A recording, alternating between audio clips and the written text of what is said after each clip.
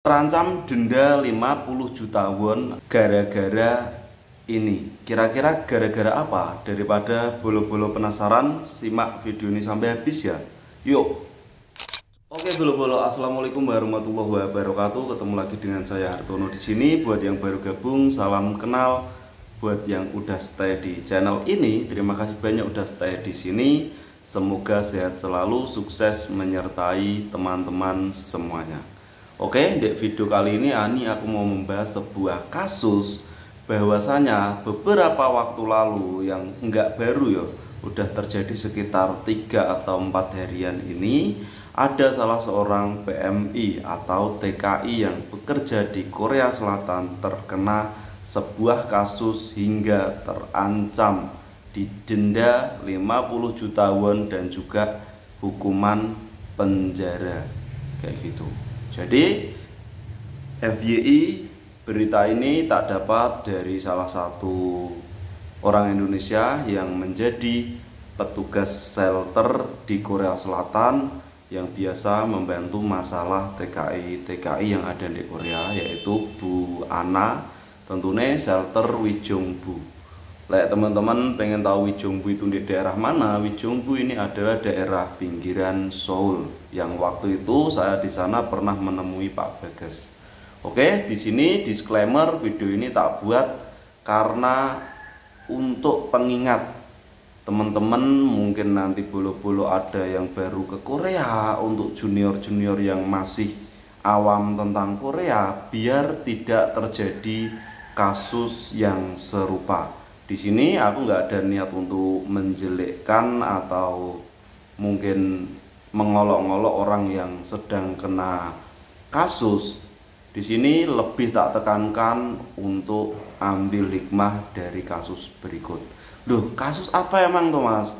Gini, jadi sebenarnya ini sebuah kasus, kalau misal di Indonesia ini juga termasuk kasus yang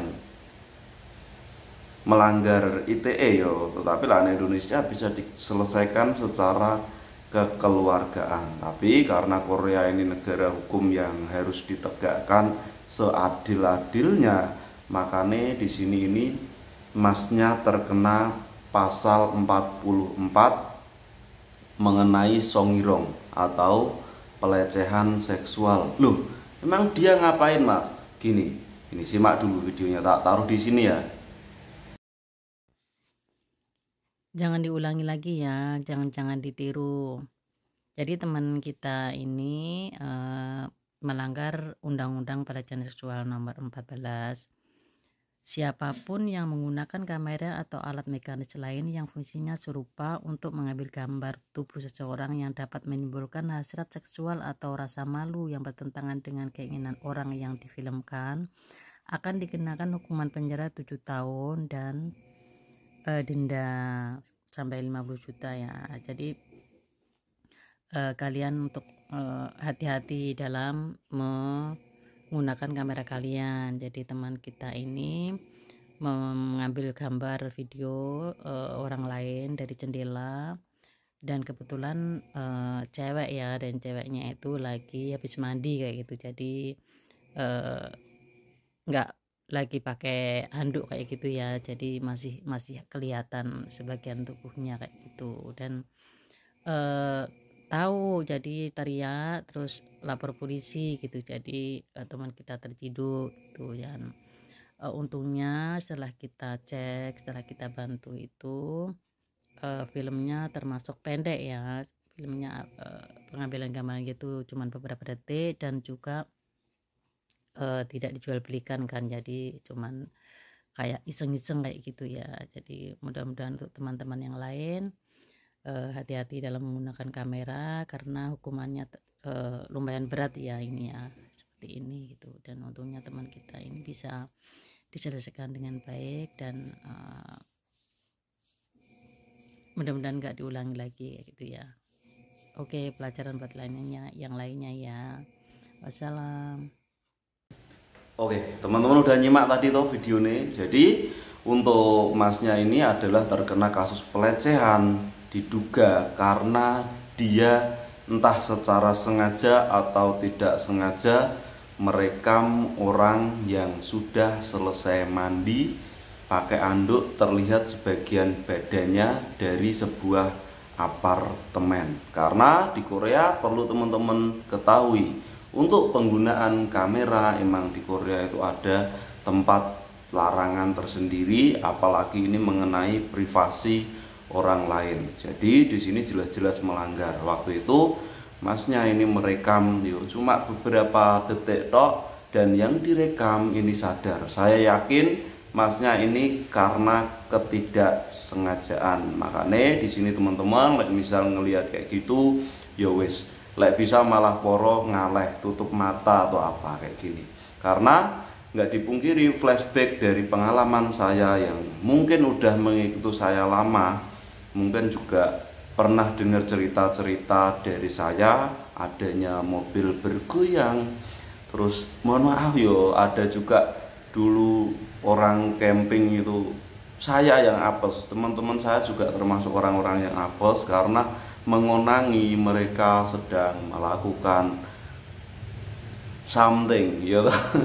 Lek cuma kayak ciuman kayak gitu, itu hal yang biasa, tapi itu lebih dari itu.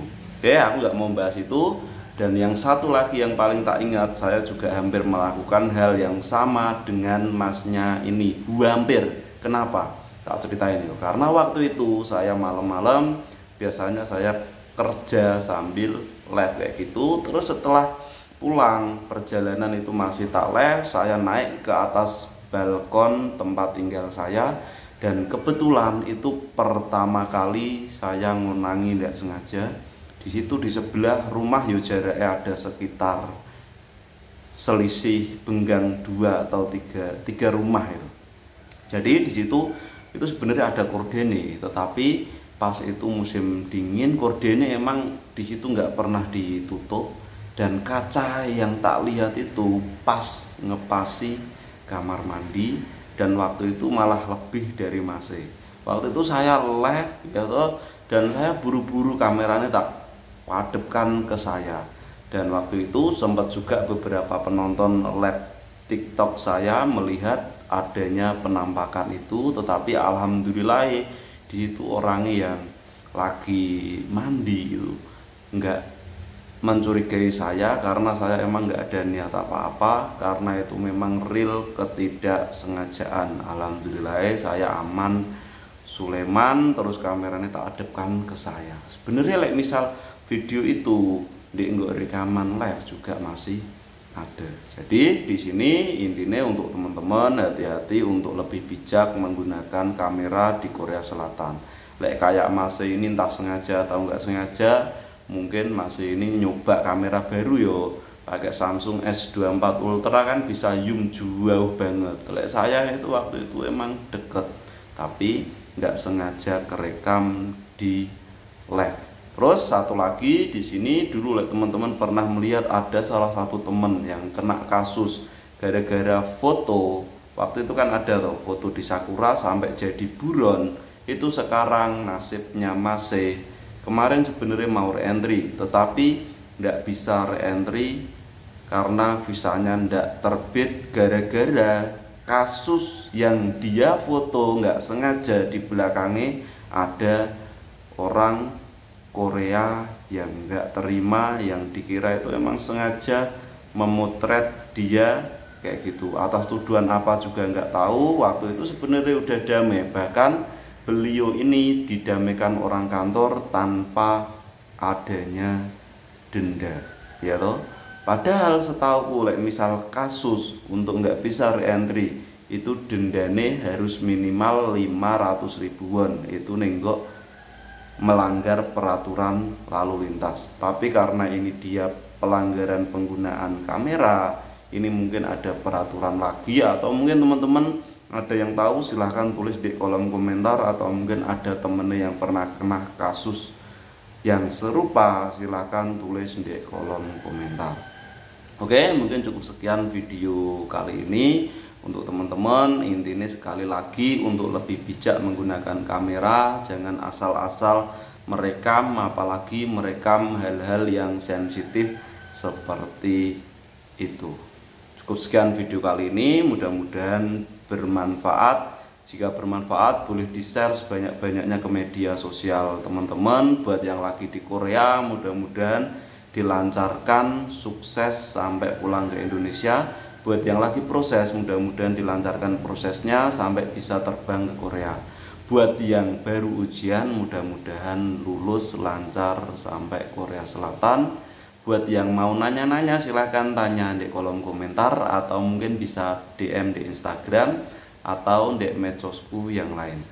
Sekian, wassalamualaikum warahmatullahi wabarakatuh.